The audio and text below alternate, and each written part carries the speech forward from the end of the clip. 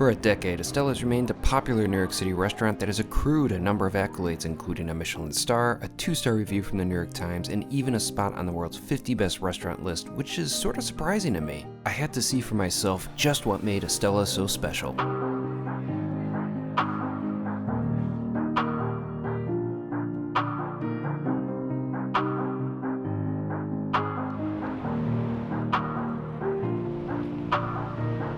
It's a beautiful sunny day here in New York City. Right now I'm along the Hudson River, just drinking some coffee, doing a little reading and relaxing before my dinner this evening. Now, I'm always excited to go to pretty much any restaurant, but I'm always particularly excited about going to restaurants with Michelin stars, and that's exactly what I'm going to be doing tonight. I'll be dining at Estela, a contemporary American/Mediterranean inspired bistro in the Nolita neighborhood of New York City. The restaurant has been around for a decade now. It's very highly regarded and very popular, and even at points they have wound up on the world's 50 best restaurant list.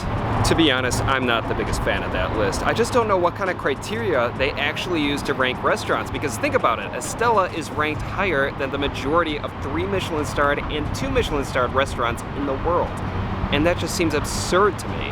But what the hell do I know? I haven't dined at Estela yet. Regardless of ranking, I am very excited to eat at Estela. I couldn't even fall asleep last night because I was just thinking of what courses I should order for my meal today. And with that being said, let's head to Nolita and have dinner at Estela. Estela is the product of Chef Ignacio Mattos, who opened the restaurant during 2013 in a small space along Houston Street. The interior is pleasant. It's a small, intimate restaurant with nice wood finishes and a marble-top bar. However, I had to contend with what may be the worst seat in the restaurant. Since I was a lone diner, I was seated at the bar. I chose a spot against the wall for a bit of extra privacy, but that turned out to be a huge mistake. I quickly realized that anytime I would go in for a bite of my food or a sip of water, my forehead would brush up against the branches of the fake plants beside me. At first, this wasn't too much of a problem since the seat next to me wasn't occupied yet and I could just lean into that one. But halfway through my dinner, that spot was filled and I had to put up with the annoyance. Immediately switching seats would have been the smart move. However, I should have never have had to deal with it in the first place. The restaurant should have had a bit of foresight to not place such an obtrusive plant where people be sitting, especially with the high prices that they charge. In regards to Estela's menu, it's made up of a number of small plates that are meant to be shared. Some of the establishment's most famous offerings are permanent fixtures, while a variety of new dishes round out the menu. As far as the wine, Estela provides a decent but compact selection. Since I was on a budget and the fact that the food was quite costly, I just stuck with water for my visit. To start things off, I went with the Lodi bread and butter. Now, Estela's bread isn't complimentary. It comes with a $6 cost, but at least it's pretty good. It's nice and fresh, has a good body, and a flaky crust. I particularly enjoyed the butter, which was silky and smooth and accentuated with salt. If one is craving bread, one wouldn't be disappointed with Estela's offering, but it's certainly not a must order. Next time, I'll be skipping it. I'd rather spend my money on the food that makes Estela truly stand out. I didn't have to wait long before I was presented with my first official course, which was the Endive with walnuts, anchovies, and ubriaco rosso. The dish is part of Estela's permanent menu offerings. In fact, you can't look up the restaurant without seeing a picture of this course. I was really pleased with the portion size. It was much larger than I thought it would be, which is usually the opposite when it comes to fine dining kitchens. My first bite of the endives was one of surprise, as there was a prominent flavor of orange zest that coated the leaves. I loved it. But the dish truly became complete when I started combining the endives with the wonderful mix that was hidden beneath them. The walnuts provided a good crunch, while the ubriaco rosso lent a nice funkiness to the mix. Ubriaco rosso is a firm cow's milk cheese from Italy.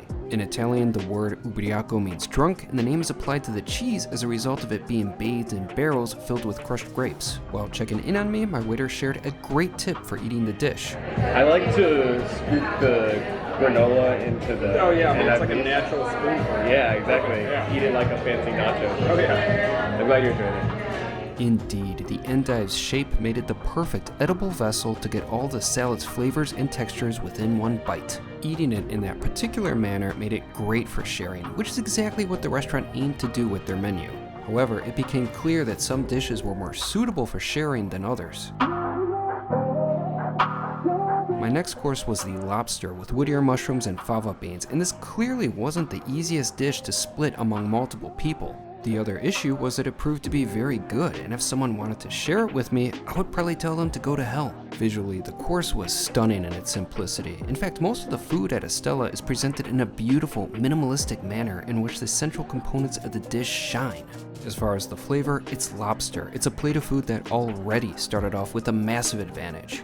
Thankfully, the lobster was perfectly cooked and there was a decent amount of it on the plate. Even beneath the mushrooms was lobster claw meat, while the tail was amply filled. As far as the overall profile of the dish, it was pretty earthy, which was largely the combination of the wood ears, while the natural sweetness of the lobster pleasantly came through. Although if I had to nitpick, I would want a bit more of a bolder flavor to better offset the earthiness of the dish.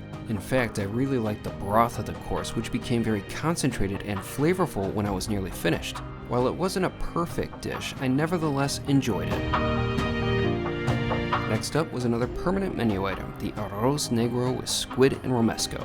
Once again, it was a simple and focused presentation consisting of a wonderful circle of squid ink-coated rice that of course contained a decent amount of squid.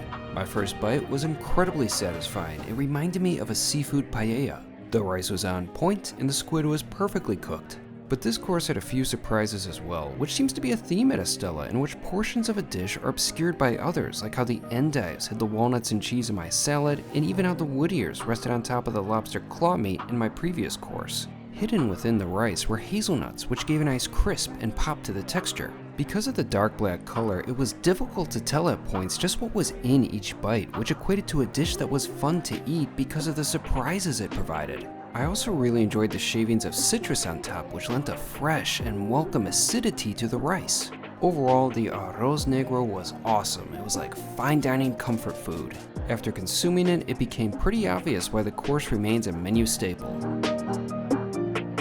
To finish things up, I had to get dessert. There were a few good-looking options along with the cheese plate, but ultimately I settled on the Panna Cotta. Now, compared to the previous courses I enjoyed, the Panna Cotta's presentation didn't really do it for me. Honestly, it looked like a dog marked its territory on the dessert before it came to my table. But fortunately, I was absolutely blown away by its flavor. The Panna Cotta is perfectly smooth, but the dish becomes complete because of what's on top of it, which includes vinegar, honey, and sea salt. The variety of flavors took my palate to a heavenly place. That was a phenomenal Panna Cotta.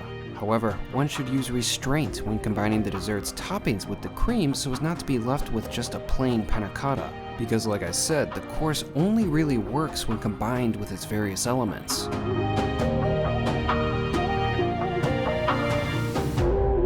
In conclusion, I really enjoyed my dinner, except for that plant that kept getting in my way. That part sucked. But as far as Estela being listed as one of the world's greatest restaurants, I don't buy it at all. While I did enjoy the food and appreciated the creativity, I've certainly ate at better and more innovative establishments. To me, the world's 50 best restaurant list is really something that should be considered with a grain of salt. The list really doesn't have any defined criteria of what makes a restaurant to be world's best quality. As a result, the voting seems more like a popularity contest. Although I do appreciate how the list highlights some amazing places in regions that are not yet covered or receive very little coverage from the Michelin guide. And I don't blame Estela for promoting the fact that they've appeared on the list, but in my opinion, which is shared by others, Estela is not one of the world's greatest restaurants. It is, however, a very good restaurant and one that has certainly earned their Michelin star. With my dessert finished, it was unfortunately time to pay the bill, which came to $116.49, but with my tip, I spent just about $140.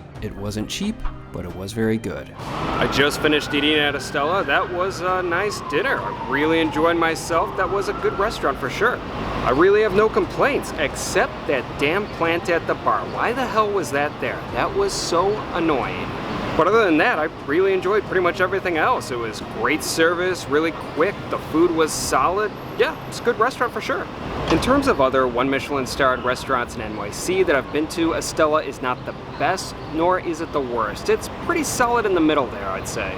As expected, I have no idea why Estela was ever on the world's 50 best list, and that's no disrespect to the restaurant, it's just the list that I have a problem with.